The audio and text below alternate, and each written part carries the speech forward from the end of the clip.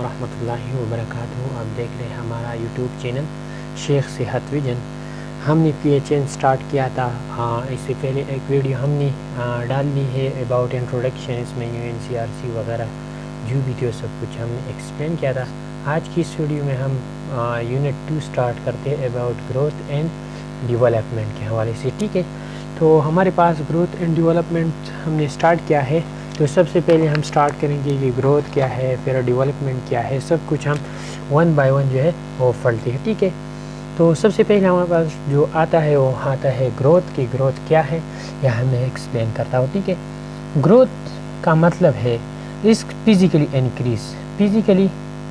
Increase in size में physically जब increase हो जाती है उसको हम क्या कहते हैं, ग्रोथ कहते हैं। ठीक है, अगर हाथ इंक्रीज़ हो जाते हैं, पाँव वगैरह सब कुछ, तो उसको क्या कहते हैं, उसको कहते हैं ग्रोथ। ठीक है, इसको हम कौन सी चीज़ों में मेजर करते हैं, लेट्स सपोज केजी में, पाउंड में, मीटर में वगैरह। ठीक है, तो ये हमारे पास क्या है, क्वांटिटेटिव। क्वांटिटी के मतलब मकदार, तो ये क्वांटिटेटिव चीज़ है। ठीक है, दूसरा हमारे पास जो चीज़ है वो है अबाउट डेवलपमेंट। क्या है डेवलपमेंट क्या है, डेवलपमेंट हमारे पास इसको कहते हैं मैच्योरेशन।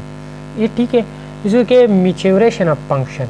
क्या है, मैच्योरेशन ऑफ फंक्शन, किसी चीज़ की मैच्योरेशन होना उसको कहते हैं maturation of function is called development. ठीक है, तो ये हमारे पास कौन सी चीज़ है, ये है हमारे पास क्वालिटेटिव। ये क्वालिटेटिव है। ठीक है, ये हमारे पास क्या है, क्वालिटेटिव।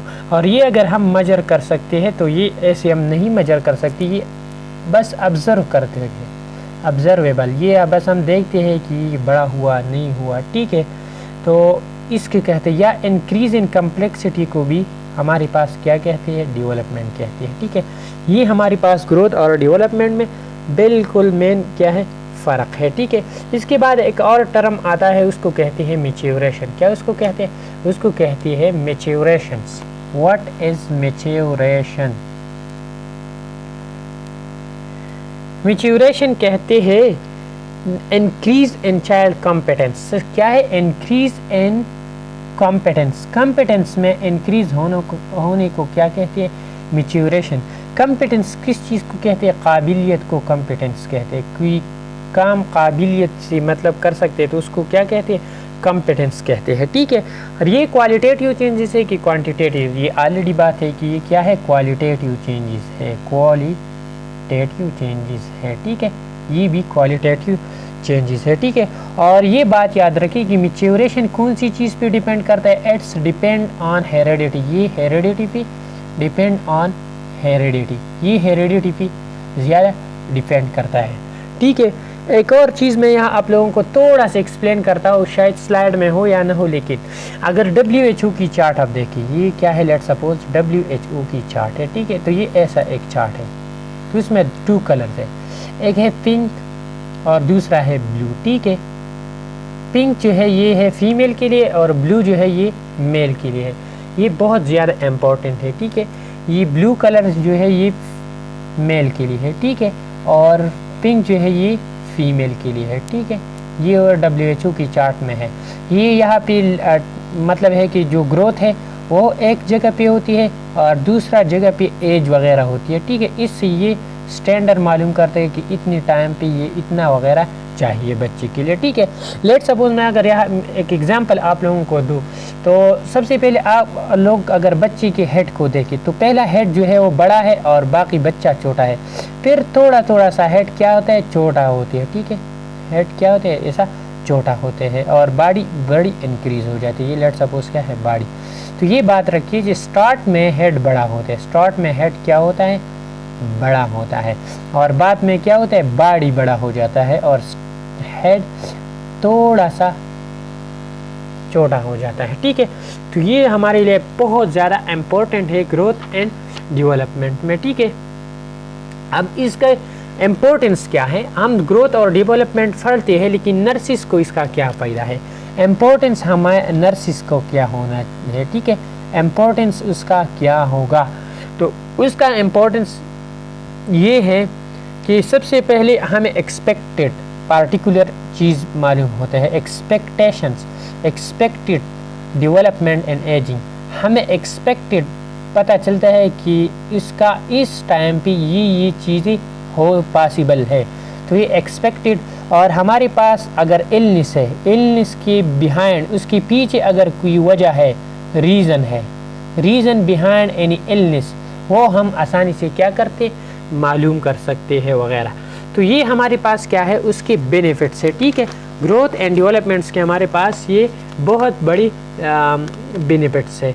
इसके साथ principle of growth and development हम थोड़ा सा यहाँ मैं आप लोगों को एक्सप्लेन करता हूँ। ये सब बाकी स्लाइड में आने वाला है, लेकिन पहले से अगर मैं आप लोगों को एक्सप्लेन करूँ तो बहुत ज़्यादा आसानी होगी आप लोगों को। प्रिंसिपल क्या है, ठीक है, principle of growth and development. तो 3 चीज़ें याद रखिए। ठीक है, नंबर 1, ये प्रोसेस जो है ये कंटिन्यूस प्रोसेस है, हमें पता है कि ये कंटिन्यूस है, ये चलता रहेगा। नंबर 2 कि ये है प्रेडिक्टेबल है, प्रेडिक्टेबल के हमें अंदाज़ा होता है कि यार इस टाइम पे प्रेडिक्टेबल सीक्वेंस, हमें अंदाज़ा होता है कि यार इस वक्त पे ऐसा ऐसा पॉसिबल है। बाकी आप लोग पढ़ेंगे, बाकी आने वाला है कि इस टाइम पे ऐसा ऐसा हो सकता है। ठीक है, इसके साथ एक important word, not all body grow, all body part grow at same rate and time. इसका मतलब ये है कि सारा बॉडी एक टाइम पे एक जैसा स्पीड में ग्रो नहीं होगा, कुछ एक टाइम पे ग्रो होगा, कुछ दूसरे टाइम पे। लेट सपोज में अगर आप लोगों को मिसाल दो, जीनेटल ऑर्गन से, क्या है जीनेटल ऑर्गन, तो ये स्टार्ट में ग्रो नहीं होगा, ये हमारे पास एडोलेसेंट एज में ग्रो होगा, एडोलेसेंट एज में। ठीक है, इस तरह अगर टॉन्सिल्स देखें, टॉन्सिल या एडिनाइड्स वगैरह, तो ये हमारे पास मिडल चाइल्डहुड में ये इंक्रीज होगा। ठीक है, बड़ा हो जाता है, और ये एडोलेसेंट में बड़ा हो जाता है ज़्यादा स्पीड में। और इसी तरह अगर हाइट आप लोग देखें, तो हाइट हमारे पास कौन सी चीज़ में, तो वो अर्ली चाइल्डहुड और एडोलेसेंट में हाइट इंक्रीज होता है। ठीक है, तो ये सारा क्या है, डिफरेंट टाइम पे डिफरेंट चीज़ इंक्रीज हो जाता है। ठीक है, तो ये हमारे पास डिफरेंट वगैरह है। ठीक है, तो इसका मतलब ये है कि सेम टाइम और सेम स्पीड और सेम रेट पे ये नहीं होगा, ये डिफरेंट होगा। ठीक है, और इसके साथ एक इम्पोर्टेंट चीज़, ये बहुत इम्पोर्टेंट है हम सब के लिए, एक 3 टर्म है, तीन चीज़ें हैं। नंबर 1 जनरल टू स्पेसिफिक, हमारे पास जो ग्रोथ होगा वो होगा जनरल से लेकर जनरल से स्पेसिफिक की तरफ। पहला जनरल ग्रोथ होगा, फिर स्पेसिफिक ग्रोथ होगा। ठीक है, ख़ास स्पेसिफिक ग्रोथ होगा। दूसरा जो बात है उसको कहते हैं सिपेलोकार्डल। क्या है, सिपेलोकार्डल। सिपेलो की मतलब है हेड और कार्डल की मतलब है टेल। तो हमारे पास ग्रोथ हेड से शुरू होगा और टेल पे ख़त्म होगा, हेड टू टेल ग्रोथ होगा। और तीसरा है प्रोक्सिमोडेस्टल। प्रोक्सिमोडेस्टल्स, प्रोक्सिमो की मतलब है कि नियर और डेस्टल्स की मतलब है दूर, फार। ठीक है, तो from mid mean to extreme हमारे पास जो है वो ग्रोथ होगा, head to tail, mean to extreme और जनरल टू स्पेसिफिक। तो ये हमारे पास क्या है, ग्रोथ पैटर्न्स है। ठीक है, इसके बाद हम पढ़ते हैं और चीज़ की तरफ, वो है factor affecting growth and developments. कौन कौन सी फैक्टर जो है वो ग्रोथ और डेवलपमेंट को अफेक्ट करता है। ठीक है, factors affecting growth and development, वो अब हम पढ़ते हैं।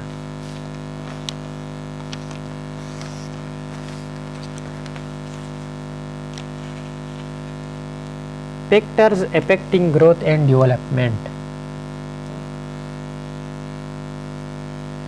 Affecting growth and development.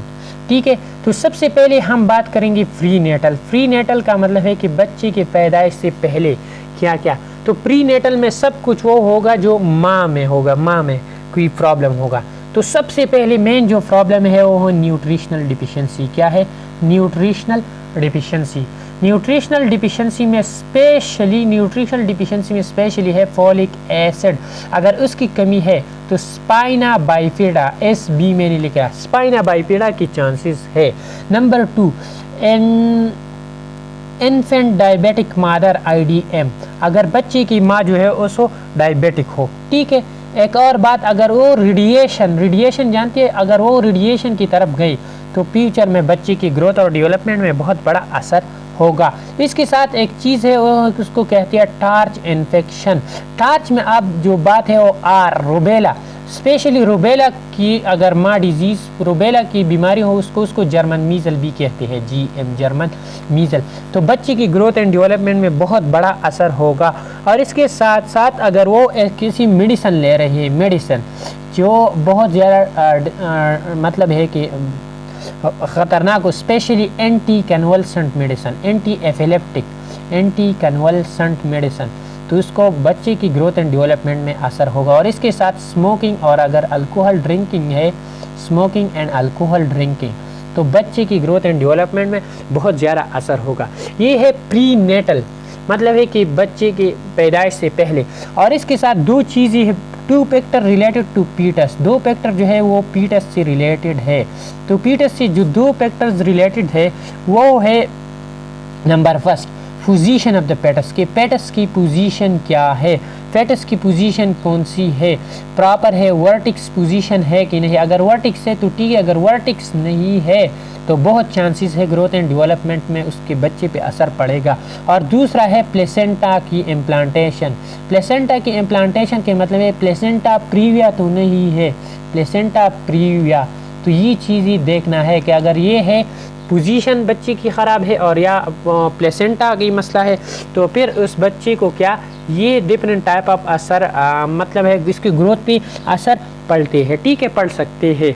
और इसके बाद अब तीसरा नंबर फिर जो है वो है नेटल एनवायरनमेंट, एक्सटर्नल एनवायरनमेंट की बात करेंगे, ठीक है। तो अगर हम एनवायरनमेंट की बात करें तो एनवायरनमेंट में क्या क्या चीज़ें इंपॉर्टेंट है, ठीक है। तो एनवायरनमेंट में सबसे पहले बच्ची की position, chronological position of the child, कि बच्ची की पोजीशन क्या है, क्रोनोलॉजिकल पोजीशन, क्रोनोलॉजिकल कि बच्ची की पोजीशन ख़ानदान में क्या है। दूसरा है सोशल स्टेटस, क्या सोशली ये फैमिली कैसे है, पुअर है, रिच है, नहीं है। फिर है इसके साथ साथ सोशल स्टेटस हो गया, क्रोनोलॉजिकल पोजीशन होगा, फैमिली स्टेटस की फैमिली कौन सी है, एक्सटेंडेड फैमिली है या न्यूक्लियर फैमिली है। न्यूक्लियर फैमिली इस फैमिली को कहते हैं जिसमें माँ बाप और बच्चे होते हैं। एक्सटेंडेड फैमिली इस बच्चे को, इस फैमिली को कहते हैं जिसमें बहुत से लोग जो है इकट्ठा रहते हैं, ठीक है। तो ये बहुत ज़्यादा इम्पोर्टेंट है। इसके साथ साथ न्यूट्रिशन, बच्चे को हम कौन सी न्यूट्रिशन प्रोवाइड करते हैं, क्या वो ठीक है कि नहीं। ग्रोथ एंड डेवलपमेंट में न्यूट्रिशन का बहुत बड़ा रूल होता है, ठीक है। तो न्यूट्रिशन बहुत ज़्यादा इम्पोर्टेंट है। इसके साथ साथ क्लाइमेट एंड सीज़न, क्लाइमेट और सीज़न पे डिपेंड करते हैं कि कौन सा सीज़न है और कौन सा क्लाइमेट कैसा है, सीज़न कैसा है, ठीक है। तो ये बहुत ज़्यादा इम्पोर्टेंट है। ये है एनवायरमेंटल चेंजेस वगैरह, ये एनवायरनमेंट है और ये चीज़ उस पर बहुत ज़्यादा डिपेंड करता है, ठीक है।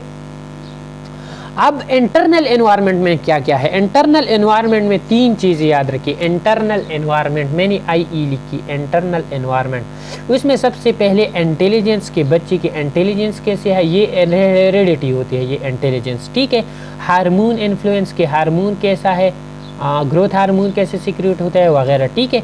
और इसके साथ इमोशन, क्या बच्चे की इमोशन कैसे है। ये 3 चीज़ें ग्रोथ एंड डेवलपमेंट में बहुत ज़्यादा रूल प्ले करते हैं, ठीक है। अब हम नेक्स्ट पढ़ेंगी types of growth and developments के। Types of growth and developments की क्या क्या टाइप्स है। तो ग्रोथ के हमारे पास 2 टाइप्स है और डेवलपमेंट के हमारे पास 4 टाइप्स है, ठीक है। ग्रोथ के अगर टाइप्स की हम बात करें तो ग्रोथ हमारे पास 2 टाइप्स है। ग्रोथ कितनी टाइप्स की है, 2 टाइप्स की है। एक है हमारे पास वो है फिजिकल ग्रोथ और दूसरा है फिजियोलॉजिकल ग्रोथ, ठीक है।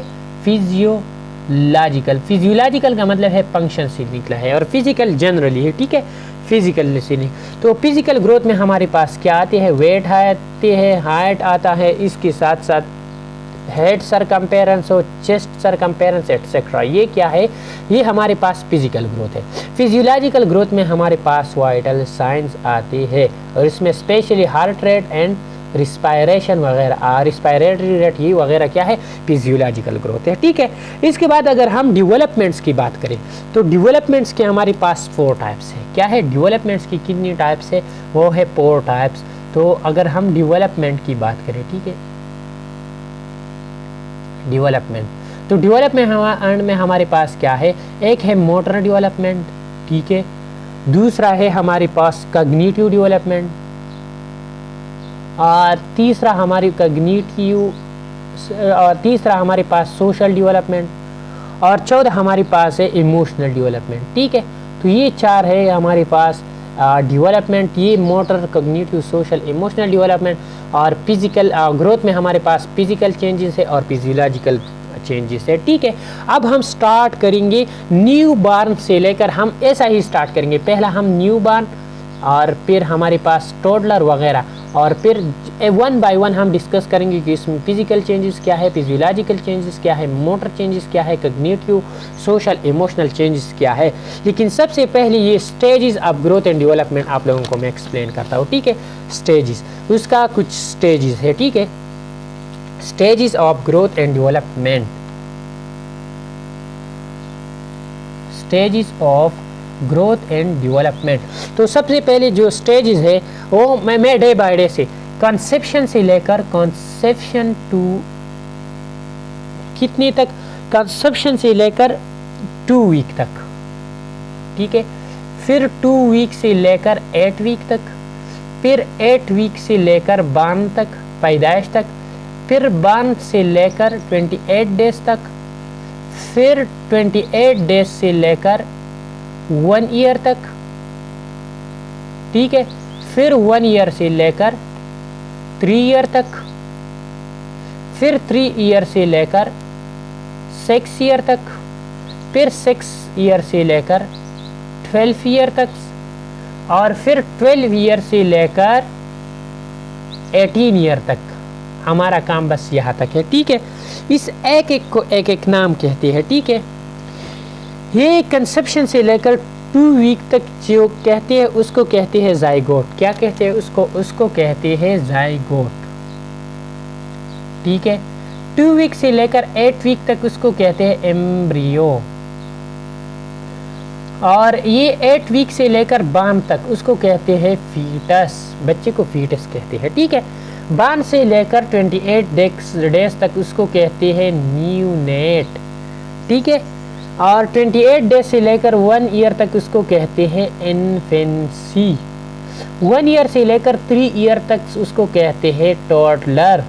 ठीक है, 3 ईयर से लेकर 6 ईयर तक उसको कहते हैं प्री स्कूल। ठीक है, 6 ईयर टू 12 ईयर उसको कहते हैं स्कूल एज। ठीक है, और 12 टू 18 ईयर उसको कहते हैं एडोलेसेंट। ठीक है, तो ये बहुत ज़्यादा इम्पोर्टेंट है। ठीक है, फिर जब बांध से पहले होते हैं उसको कहते हैं प्रीनेटल। क्या कहते हैं उसको? प्रीनेटल, उसको कहते हैं प्रीनेटल। सारी ये न्यूनेट उसमें नहीं है, यहाँ तक उसको कहते हैं प्रीनेटल। ये बांध से पहले है। उन सबको इकट्ठा क्या कहते हैं? पोस्ट नेटल कहते हैं। पोस्ट नेटल उसको कहते हैं। ठीक है, लेकिन यह एक और चीज़ जो हमारे पास 3 ईयर से लेकर 6 ईयर तक उसको कहते हैं अर्ली चाइल्डहुड। क्या है? ये दोनों है अर्ली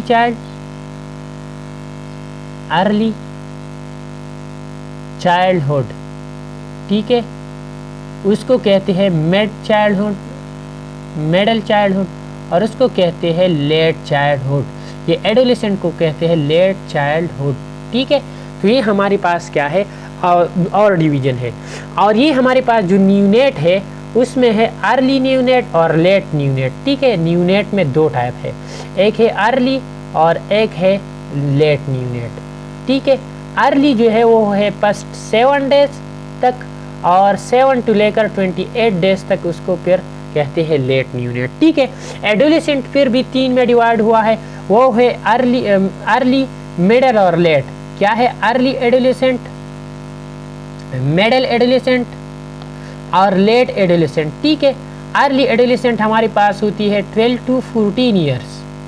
ठीक है।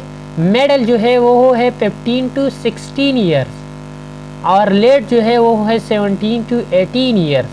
तो ये हमारे पास एडोलेसेंट की भी डिवीज़न हुई है। तो ये सारा डिवीज़न आप लोगों को याद करनी है, ठीक है। इसके साथ एक और चीज़ वो बहुत ज़्यादा इम्पोर्टेंट है, वो क्या है, वो है पेरीनेटल पीरियड। ये बहुत बार बार अक्सर एमसीक्यूज़ में आता है कि पेरीनेटल पीरियड क्या है। पेरीनेटल पीरियड ये वो पीरियड है कि जब कंसेप्शन की 22 वीक्स हुई, 22 वीक्स से लेकर up to the 7 days of birth, जब बच्चा पैदा हुई और उसकी 7 डेज हुई, तो यहाँ तक जो पीरियड है उसके बीच में उसको कहते हैं पेरीनेटल पीरियड।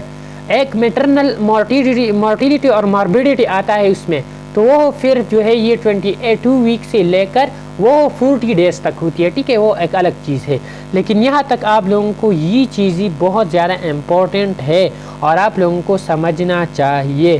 तो थोड़ा सा आप स्लाइड की तरफ जाते हैं कि स्लाइड में हमने क्या पढ़ा, थोड़ा सा आप ओवरव्यू करते हैं स्लाइड पे, ठीक है। तो ये मैं यहाँ ऐसा करता हूँ, ठीक है।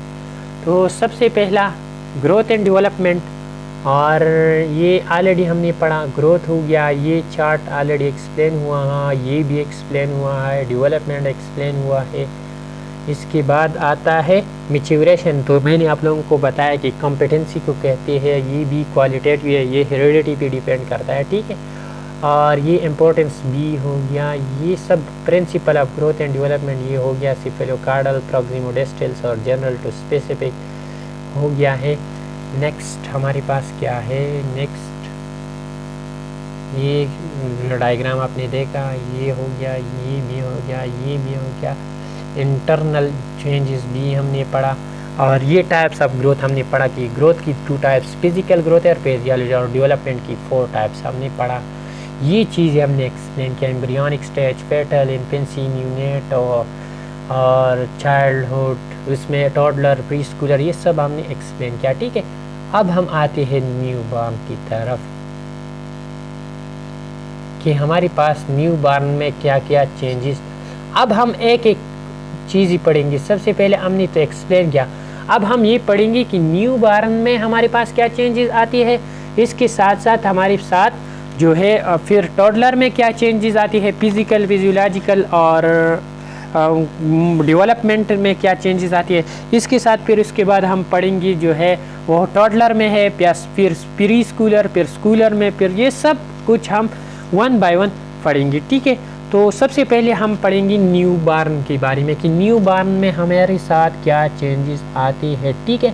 तो सबसे पहले न्यू बॉर्न या उसको कहते हैं न्यूनेट, ये ऑलरेडी आप लोगों ने पढ़ा कि ये है स्टेज फर्स्ट 4 वीक, क्या है 4 वीक। और आप लोगों को पता है कि ये इंट्रायूटेराइन से कहाँ आना है, इंट्रायूटेराइन टू एक्सटर्नल एनवायरनमेंट की तरफ बच्चे के आना है, ठीक है। तो ये ऑलरेडी आप लोगों ने पढ़ा। तो इसके बाद हम जो पढ़ते हैं normal new born infant, normal क्या क्या है, ठीक है, न्यू बॉर्न में। तो सबसे पहले हम अगर वेट की बात करें, फिजिकली हम बात करेंगे, ठीक है। तो नॉर्मल वेट जो है वो है 2.724 kg नॉर्मल वेट गेन है, ठीक है। लेकिन यहाँ एक बहुत ज़्यादा इम्पोर्टेंट चीज़ है, हमारे पास वेट लॉस होती है, वेट लॉस होती है और ये 3 to 4 डेज पे होती है, ठीक है। ये थोड़ा सा इस मार्कर पे 3 to 4 डेज पे हमारे पास बच्चे का वेट लॉस हो जाती है, और फिर बाय 10 डेज, और कितना वेट लॉस होती है, वो 10% वेट लॉस होती है, ठीक है। और फिर नंबर 10 डेज पे उसका वेट दोबारा जो है वो गेन होता है, ठीक है।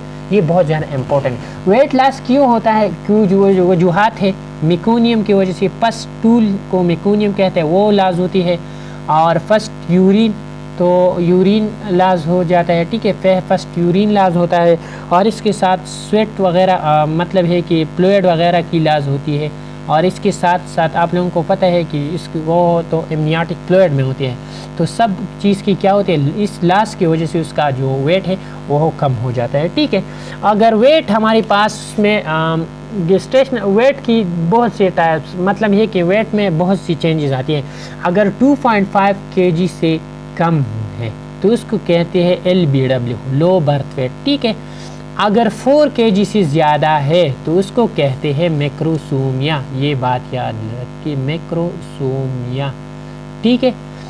अगर एक और चीज़ यहाँ याद रखिए कि कहते हैं प्रीनेटल और पोस्टनेटल। अगर वो बच्चा अपने वक्त से पहले पैदा हुआ तो उसको कहते हैं प्रीनेटल, और बाद में पैदा हुआ तो उसको कहते हैं पोस्टनेटल। ये बाद में पढ़ेंगे, अभी इसकी ज़रूरत नहीं है, ठीक है।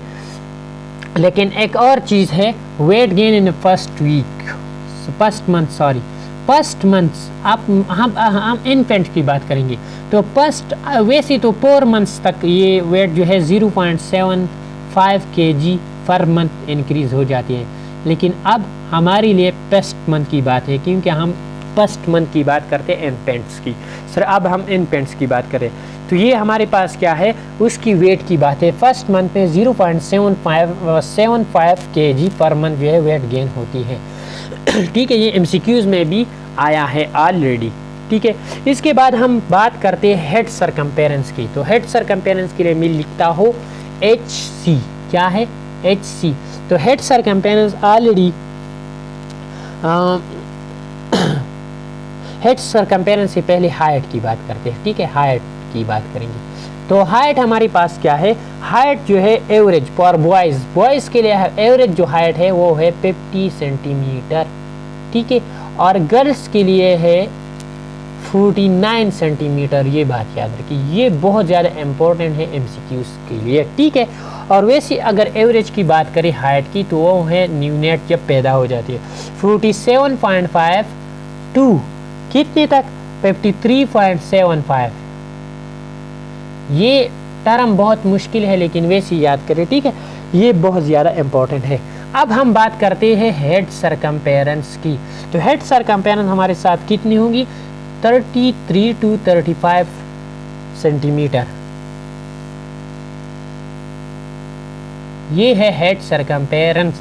अगर इसके साथ साथ आप लोगों को एक और बात मैं बताता हूँ कि ये हेड सरकम्पेरेंस है, ये टोटल बॉडी की हेड जो है टोटल बॉडी के 1/4 होगी इसकी लेंथ, टोटल बॉडी की 1/4 उसका लेंथ होगी। ये बहुत ज़्यादा इम्पोर्टेंट है। एक और चीज़ मैं आप लोगों को यहाँ एक्सप्लेन करता हूँ, वो है कि हेड की बात कर रहे हैं हम, ठीक है। तो जब बच्चा पैदा होता है तो उसका पोंटनेल्स होती है, ठीक है। क्या होते हैं? पोंटनेल्स होती है। तो थोड़ा सा मैं वो एक्सप्लेन करता हूँ। एक होता है इंटीरियर पोंटनेल्स। क्या होता है? इंटीरियर पोंटनेल। एक होता है पोस्टीरियर पोंटनेल।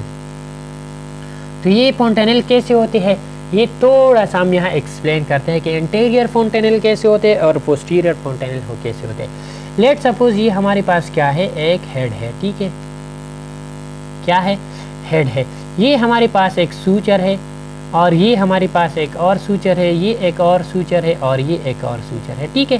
तो इसमें एक स्ट्रक्चर बनता है, वो डायमंड शेप स्ट्रक्चर बनता है। क्या है? Diamond shape. तो ये इंटीरियर पोंटनेल है। ये जो डायमंड शेप है ये है AP मैंने लिख लिया इंटीरियर पोंटनेल। और ये कौन सी शेप की स्ट्रक्चर है? ये है डायमंड शेप की स्ट्रक्चर है, ठीक है। तो आप लोगों के लिए बहुत ज़्यादा इम्पोर्टेंट है। तो ये दोनों जो सूचर है, ये सूचर और ये सूचर, उसको कहते हैं करोनल सूचर। क्या? ये है करोनल सूचर, ठीक है। ये क्या है हमारे पास? करोनल सूचर। और ये जो आगे वाला सूचर है उसको कहते हैं मेटोपिक सूचर, ठीक है। ये हमारे पास जो है ये है मेटोपिक सूचर। तो आप लोगों को ये बात याद रखिए कि ये हमारे पास कौन सी सूचर, दो हमारे पास कोरोनल सूचर और एक मेटोपिक सूचर, वो कंबाइन होकर हमारे पास क्या बनाता है, वो इंटीरियर फोंटेनेल्स बनाते हैं। और ये जो नीचे वाला है ये उसको कहते हैं सिजिटल सूचर। क्या है? सिजिटल। सिजिटल का मतलब है कि सीधा, कोरोनल की मतलब ये साइड वाइज, इंटीरियर वाले जिसको कहते हैं मेटोपिक सूचर, ठीक है। तो ये हमारे पास क्या है, वो सिजिटल सूचर है। तो ये सिजिटल, मेटोपिक और कोरोनल सूचर के बीच में जो पोंटेनिल है वो क्या है, इंटीरियर फोंटेनिल है, ठीक है।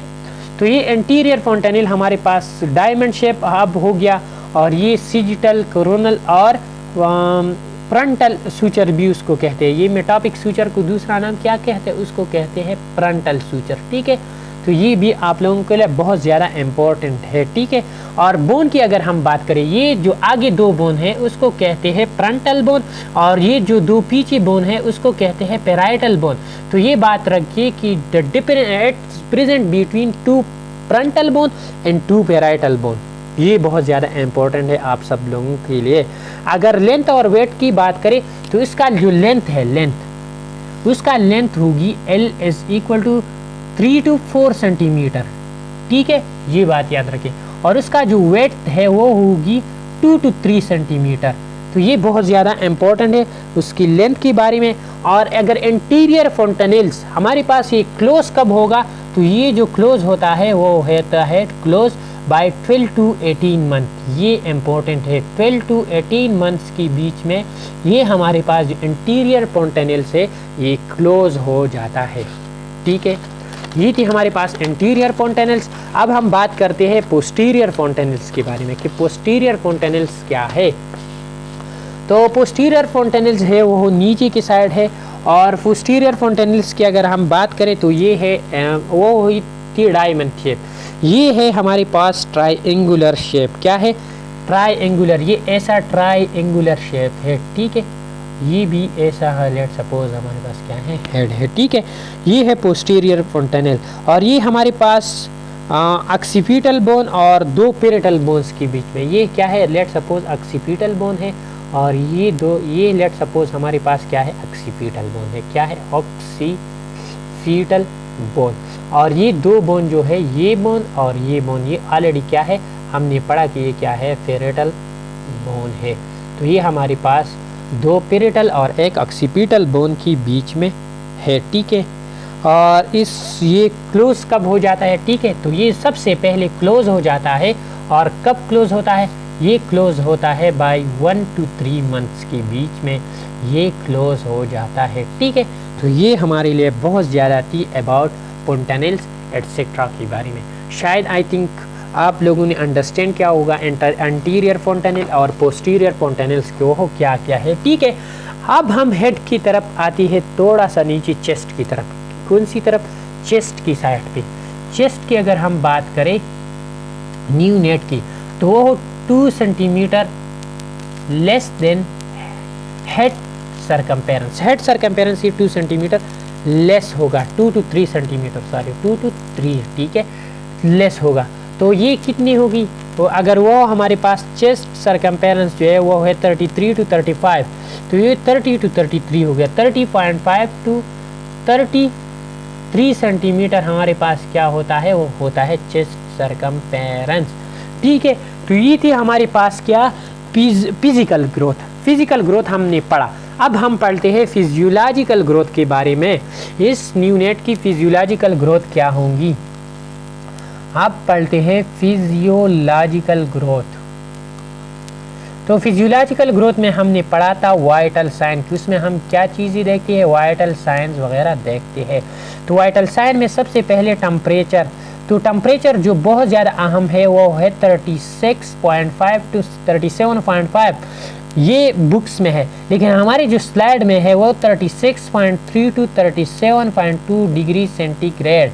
अगर इससे कम है उसको कहते हैं हाइपोथर्मिया, और इससे ज़्यादा है तो उसको कहते हैं हाइपरथर्मिया, ठीक है। इसके बाद हम बात करते हैं पल्स की बारे में। तो पल्स जो है 120 से लेकर 160 बीट पर मिनट, ये होगी न्यूबॉर्न की पल्स। और अगर रिस्पायरेशन की हम बात करें तो रिस्पायरेशन हमारे पास होंगी 35 to 50 साइकिल पर मिनट, ठीक है। तो ये क्या है, रिस्पायरेशन, हार्ट और पल्स रेट और इसके साथ टेम्परेचर, ठीक है। तो हमारे पास रिस्पायरेशन ऑलरेडी हमने पढ़ा, अगर नॉर्मल रिस्पायरेशन है वो 30 to 60, बहुत ज़्यादा नॉर्मल, ठीक है, कितनी 30 to 60, ठीक है। अगर पल्स, तो ये दो बात ही उसमें याद रखिए, जब बेबी स्लीप, ये MCQs के पॉइंट अब सिर्फ MCQs है। अगर बच्चा स्लीप में है तो उसका नॉर्मल पल्स रेट कितनी है, वो है 100 बीट पर मिनट, ठीक है। अगर वो क्राई करता है तो फिर उसका जो है 160 बीट पर मिनट है, ठीक है। तो ये आप लोगों को इम्पोर्टेंट है MCQs के लिए, during the cry and during the sleep.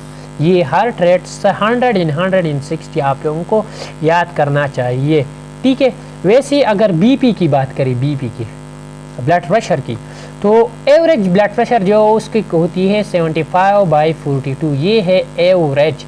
इस पे डायरेक्ट ऐसे MCQs आ सकते हैं, ठीक है, 75/42।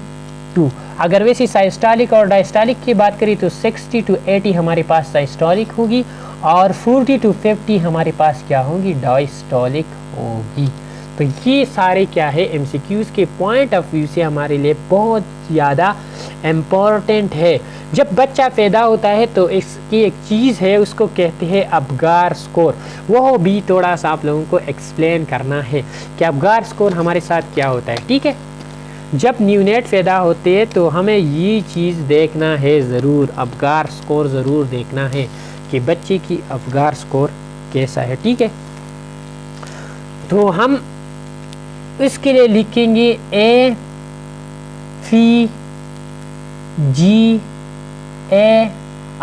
ठीक है। तो ये है अबगार स्कोर, ठीक है। तो ए की मतलब है अपीयरेंस कि बच्चा अफियर कैसा है, अपीयरेंस, ठीक है। फी के मतलब है पल्स कि बच्चे की पल्स कितनी है। इसके बाद है ग्राइमेस कि क्या वो हो रोते है वगैरह। ए की मतलब है एक्टिविटी और आर की मतलब है रिस्पायरेशन, ठीक है। अपीयरेंस उसकी दो तरीके से होंगी, ठीक है। अगर हमारे पास बच्चा बिल्कुल ब्लू है तो स्कोर कितनी होगी, 0, ठीक है। अगर बच्चे की मिड में हमारे पास पिंक है और साइड वाइज ब्लू है तो स्कोर होगी 1। अगर बिल्कुल बच्चा रेड पिंकिश है तो स्कोर होगी 2, ठीक है। ये आपने साथ लिखे, ठीक है, टोटल स्कोर। इसके साथ अगर पल्स की बात करें हम, अगर बच्चे की पल्स बिल्कुल नहीं है 0, अगर 100 से कम है तो 1 और अगर 100 से ज़्यादा है तो 2, ठीक है। ग्राइमेस अगर उन्होंने डायरेक्ट नहीं रोया, बिल्कुल नहीं रोया, बिल्कुल मतलब उसको कुछ नहीं किया तो 0, अगर कुछ देर बाद तो 1, अगर डायरेक्ट अल्टीमेटली तो 2 स्कोर। एक्टिविटी अगर बिल्कुल हिल नहीं रहा तो 0, अगर थोड़ा सा हिल रहा है तो 1, अगर बिल्कुल जो है वो गेम्स मतलब है कि बहुत ज़्यादा हिल रहा है तो 2। अगर रिस्पायरेशन हमारे पास बिल्कुल नहीं है तो 0, अगर 30 से कम है तो 1 या 40 से कम है तो 1 और अगर 40 से ज़्यादा है या 30 से ज़्यादा है तो 2 स्कोर होगा, ठीक है। हमारे पास 7 to 10 अगर स्कोर है तो ये हम नॉर्मल कंसीडर कर सकते हैं, ठीक है, ये बच्चा नॉर्मल है। अगर 4 to 7 है तो डायरेक्ट रिससिटेशन की ज़रूरत है, रिससिटेशन, ठीक है, हम डायरेक्ट बच्चे की रिससिटेशन कराएंगे, ठीक है। अगर 0 है तो बच्चा क्या है, डेड, बच्चा ऑलरेडी डेड पैदा हुआ है। अगर 0 to 3 है तो बच्चे का डेड होने का चांसेस ज़्यादा, लेकिन फिर we will trying to do a CPR ताकि हम CPR करें, ठीक है। अब हम न्यूनेट के एक और चीज़ एक्सप्लेन करते हैं, वो है न्यू बॉर्न सेंसिस। क्या है, सेंसिस, न्यू बॉर्न की जो सेंसिस है वो अब हम एक्सप्लेन करना चाहते हैं। तो उसकी सेंसिस कैसी है, तो सबसे पहला जो सेंस है वो है टच, दूसरा है विजन, आप लोगों को पता है कि विजन कैसा है, हेयरिंग, तीसरा नंबर पर हो गया हेयरिंग, चौथा हो गया टेस्ट और पांचवा जो है वो है स्मेल, ठीक है। ये 1 by 1 थोड़ा थोड़ा हम एक्सप्लेन करते हैं, ठीक है। इस स्लाइड में सब कुछ आगे आने वाला है लेकिन मैंने पहले से आप लोगों को एक्सप्लेन किया। टच हमारे पास, ये बात याद रखिए, मोस्ट हाईली डेवलप, ये MCQs है, ठीक है। मोस्ट हाईली डेवलप कौन सा है बच्चे की सेंसेस में, तो वो है टच, ठीक है। और ये कहाँ कहाँ पे मौजूद होते हैं, ये लेफ्स, एयर, टंग्स वगैरह, ये सब जगहों पे ये मौजूद होती है। और इसके साथ साथ बहुत इम्पोर्टेंट है वो है फोरहेड, ठीक है। बच्चे के अगर फोरहेड पे आप माथे पे, अगर ये बच्चे की माता है वहाँ पे आप अगर कोई फिंगर ऐसे रखते हैं तो बहुत ज़्यादा टच जो है वो सेंस फील कर रहा है, ठीक है। और जब न्यू बॉर्न पैदा होते हैं बच्चे तो वो टच के साथ बहुत ज़्यादा कंफर्टेबल फील कर रहा है। ठीक है, तो ये थी हमारे पास टच की बात। अब हम बात करते हैं वो है विजन की। तो विजन क्या हम अगर बात करते हैं तो उसमें प्यूपल्स क्या होंगी, रिएक्ट होंगी। लाइट अगर उसको देखते हैं तो प्यूपल्स क्या होंगी, रिएक्ट होंगी। और ये एक और चीज़ बहुत ज़्यादा इम्पोर्टेंट है, ब्राइट लाइट, BL मैंने लिख लिया, ब्राइट लाइट BL अनप्लीजेंट, वो उस पर खुशगवार नहीं लगेगा, वो कहते हैं यार ये क्या है। तो इसकी वजह से उसको डार्क जो है रूम वगैरह ये थोड़ा बहुत पसंद होता है, लेकिन ब्राइट लाइट जो है वो उसको अनप्लीजेंट लग रहा है और पीपल उसकी रिएक्ट होंगी। और पालो ऑब्जेक्ट लाइन की जो पालो क्या करते, ऑब्जेक्ट की जो लाइन है वो फॉलो करता है ऑब्जेक्ट्स। ठीक है, ये थी हमारे पास उसकी विजन की बात। अब हम आते हैं हेयरिंग की बात। तो हेयरिंग जो है वो बर्थ से ऑलरेडी वो जो है देते, मतलब ये है कि हेयर मतलब सुन सकते हैं। ठीक है, लेकिन कब सुनते हैं, ये 10 डेज बिफोर बर्थ ये हेयरिंग स्टार्ट करते हैं। 10 डेज बिफोर बर्थ, बर्थ से 10 डेज पहले यूट्रस में ये ऑर्डिनरी साउंड जो है वो हेयर कर सकते हैं। ठीक है, ये बहुत ज़्यादा इम्पोर्टेंट है। और इसके साथ आप लोगों को कैसा पता चलेगा कि बच्चे जो है उसका हेयरिंग ठीक है कि नहीं। तो इसका हेयरिंग अगर आप लोग क्राई करें तो वो ज़रूर रिस्पांस देगा, तो इसका मतलब ये है कि बच्चे की जो हेयरिंग कैपेबिलिटी है, एबिलिटी है, वो बिल्कुल ठीक है। ठीक है, और इसके वजह से अगर आप लाउड वॉइस करें या अनएक्सपेक्टेड स्टिमुलस होती है तो इसकी तरफ वो डायरेक्ट ज़रूर देखता है। तो ये हमारे पास क्या है, ये है हेयरिंग उसके बच्चे की। इसके बाद हम बात करते हैं अबाउट टेस्ट के बारे में कि टेस्ट कैसे है। ठीक है, तो ये जो है ऑलरेडी पता है कि वेल डेवल अगर बेटर है, बेटर टेस्ट है, या हमारे पास सोर टेस्ट है तो वो रिफ्यूज़ करेगा, वो रिजेस्ट करेगा। ठीक है, क्या करेगा, रेजिस्ट करेगा। और अगर स्वीट टेस्ट है तो ज़रूर वो लेगा और वो क्या करेगा, एक्सेप्ट करेगा। ठीक है, तो ये बात यार है, बेटर और सोर रेजिस्ट और स्वीट टेस्ट को क्या करेगा, एक्सेप्ट करेगा। इसके बाद आते हैं स्मेल। तो स्मेल के लिए मैं आप लोगों को एग्जांपल देता हूँ कि ब्रेस्ट मिल्क की जो निपल है, ब्रेस्ट मिल्क की जो क्या है, निपल है, तो ये क्यों, स्मेल की वजह से उसको ये निपल मालूम हो जाता है और ये ब्रेस्ट मिल्क जो है ये वो फी लेता है। ठीक है, तो ये थी हमारे पास उसके न्यू बॉर्न सेंसेस हमने पढ़ा।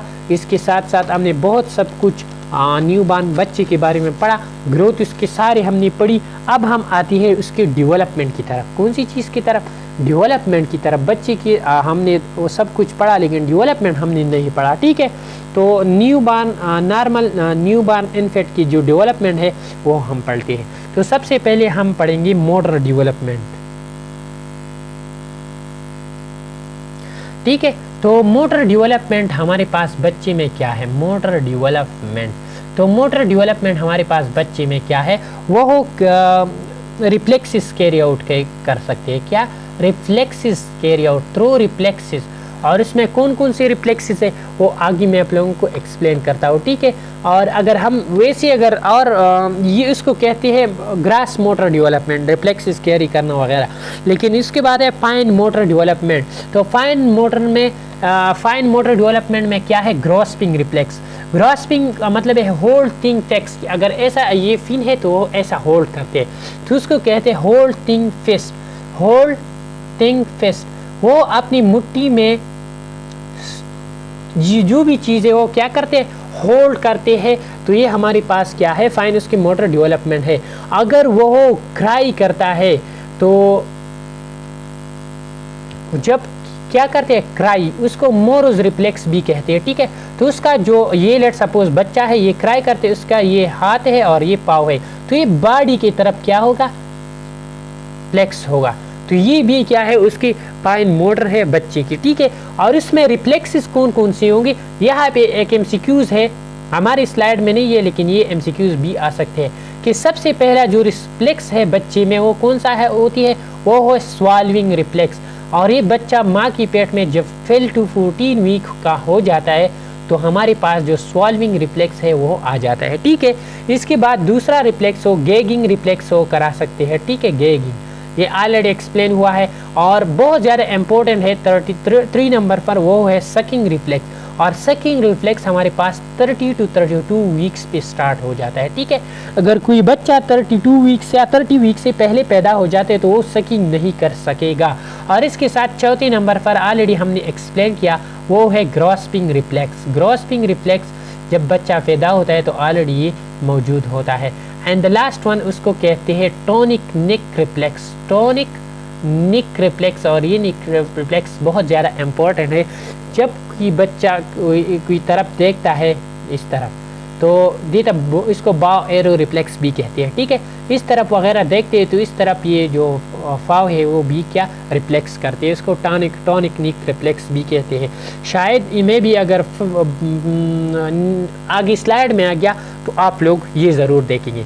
तो ये हमने मोटर डेवलपमेंट देखा, हमने देखा था 4 टाइप्स ऑफ डेवलपमेंट, उसमें मोटर, कॉग्निटिव, इमोशनल और सोशल। अब हम कॉग्निटिव डेवलपमेंट की बात करेंगे। तो कॉग्निटिव डेवलपमेंट हमारे पास अगर अकॉर्डिंग टू द स्लाइड हम पढ़ेंगे, ठीक है, तो ये difficult to understand in infants. Infants में डिफ़िकल्ट होती है टू अंडरस्टैंड करना। ठीक है, तो ये difficult to understand and infants are cognitive development. ठीक है, इसके बाद हम अगर इमोशनल डेवलपमेंट देखेंगे उसकी इमोशनल, तो इमोशनल डेवलपमेंट उसके 2 चीज़ों पे होती है। ठीक है, तो अगर पेन है या हंगर है, पेन है या हंगर है, तो वो क्या करेगा, वो करेगा क्राई, ये है उसके इमोशन।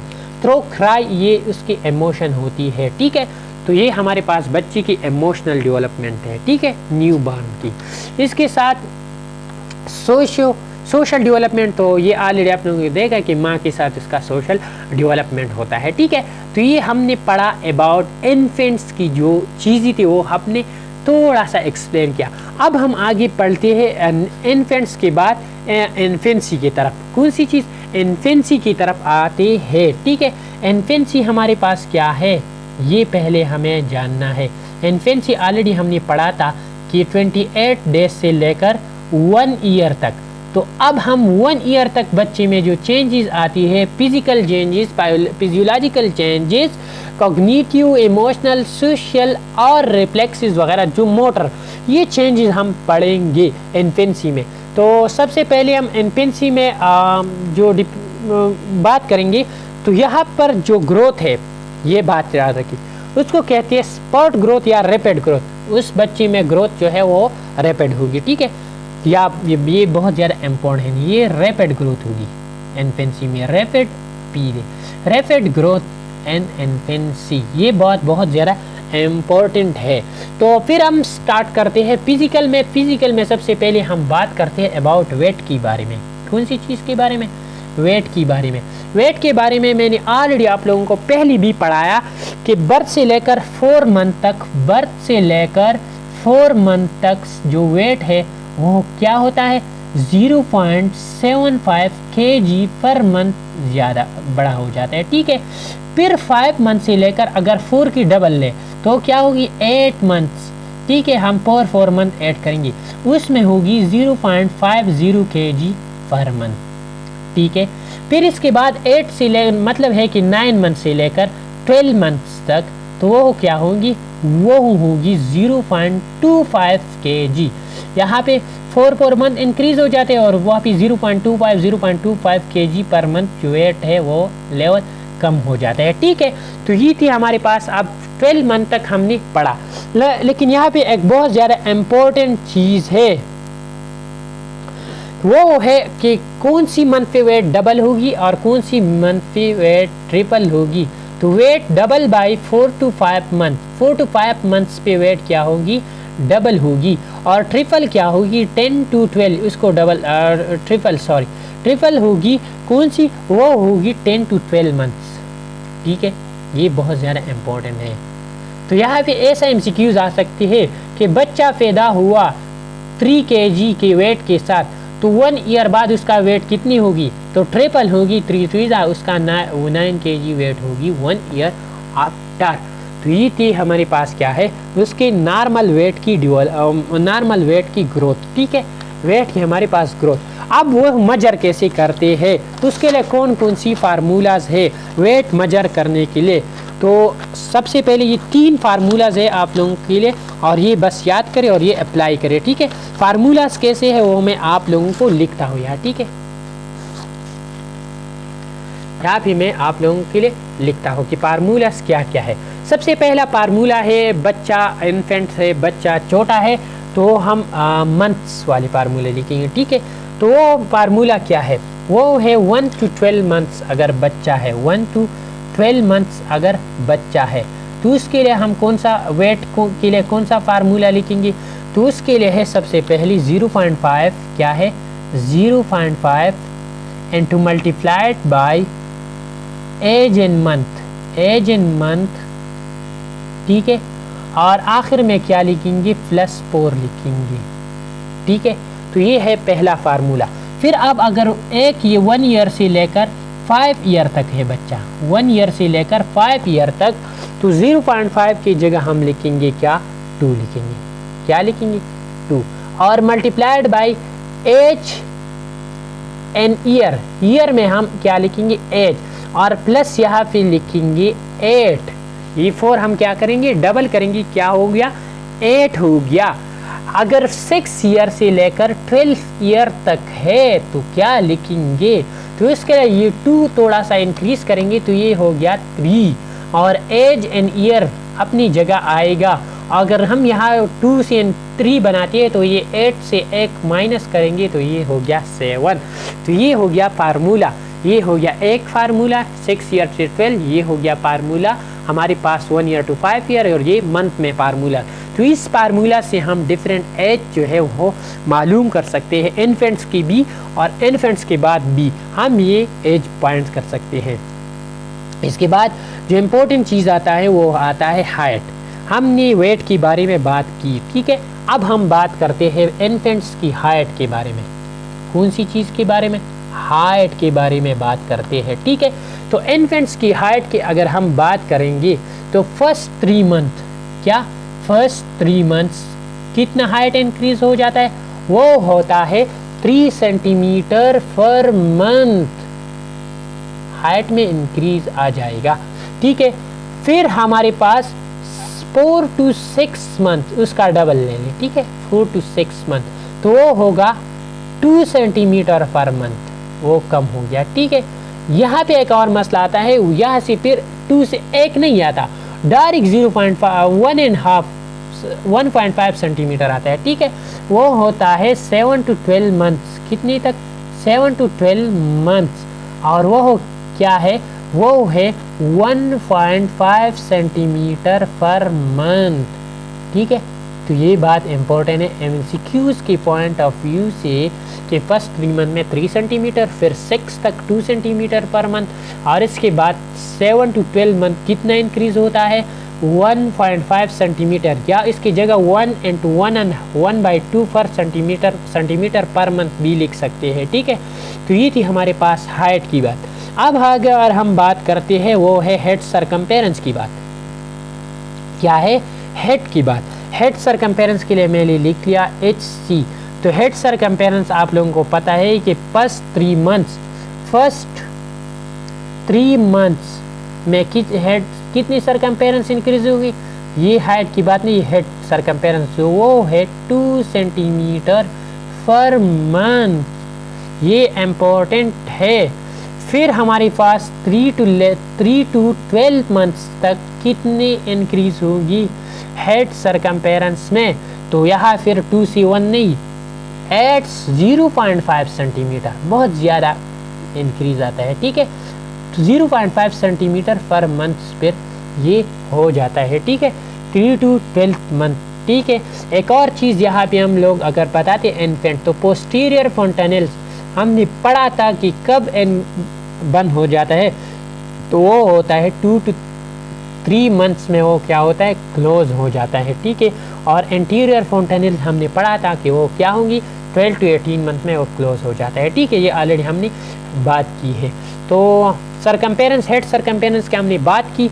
अब हम बात करेंगे नेक्स्ट, वो है चेस्ट सरकमफेरेंस। तो चेस्ट सरकमफेरेंस में यहाँ एक बहुत ज़्यादा इम्पोर्टेंट बात है, और वो है कि 9 to 12 मंथ्स पे हमारे पास जो चेस्ट सरकमफेरेंस है वो it is equal to the head circumference. ये इम्पोर्टेंट है, और ये कितने होते हैं, वो होता है 41 सेंटीमीटर। ठीक है, तो ये इम्पोर्टेंट है एमसीक्यूज़ के लिए। ये ऑलरेडी फास्ट पेपर में आया है कि कौन सी मंथ पे जो है chest circumference is equal to head circumference, तो कितने हैं, 9 to 12 मंथ है। ठीक है, तो ये हमारे लिए बहुत ज़्यादा इम्पोर्टेंट है। तो ये थी हमारे पास फिजिकल ग्रोथ। अब हम आते हैं फिजियोलॉजिकल। इन्फेंट्स में क्या फिजियोलॉजिकल चेंजेस आते हैं। ठीक है, इन्फेंट्स में क्या क्या फिजियोलॉजिकल चेंजेस आते हैं, अब वो हम एक्सप्लेन करते हैं। ठीक है, थोड़ा बहुत। तो फिजियोलॉजिकल चेंजेस में सबसे पहले हम कौन सी चीज़ के बारे में बात करेंगे, वो है पल्स के बारे में। कौन सी चीज़ के बारे में, पल्स के बारे में, कि पल्स में क्या क्या चेंजेस आएंगी। तो पल्स हमारे पास वह थी 120 to 160। यहाँ पे थोड़ा सा 10 कम करें तो 110 टू इन्फेंट्स की बात हम करें 120 to 160, यहाँ पे होगा 110 to 150 बीट पर मिनट। अब मैं थोड़ा सा आप लोगों का इम्तिहान ले रहा हूँ। अगर बच्चा क्राई कर रहा है तो उसका कितना इन्फेंट्स है, सॉरी न्यूनेट है, क्राई कर रहा है और स्लीप कर रहा है, तो उसका कितना कितना हमारे पास बीट हार्ट रेट होगी। ये मैं आप लोगों को थोड़ी देर बाद बता रहा हूँ। अगर आप लोग बता सकते हैं तो कमेंट्स में बता दें। ठीक है, तो pulse 110 to 150 beat per minute. अगर हम रिस्पायरेशन की बात करें तो वहाँ भी रिस्पायरेशन हमने ऑलरेडी पढ़ा कि वो 40 to 60 या 35 to 50 थी। यहाँ पे है 35 एंड टू प्लस माइनस 10। तो 35 प्लस माइनस 10 उसका मतलब क्या है, उसका मतलब है कि 25 to 45 इसके बीच में हमारे पास क्या होंगी, इसके रिस्पायरेटरी रेट होगी। और ब्रीथिंग कौन सी चीज़ पे होंगी, ब्रीथ थ्रू नोज के ज़रिए वो ब्रीथिंग करेगा। पहले वो माउथ के ज़रिए भी ब्रीथ कर सकता था। ठीक है, और अगर हम बीपी की बात करें तो बीपी हमारे पास क्या है इस बच्चे की, तो बीपी उसका है 80/50, 80/50 एंड टू प्लस माइनस 20/10। तो उसका मतलब क्या है, उसका मतलब ये है कि यहाँ पे हम इसके साथ 80 से 20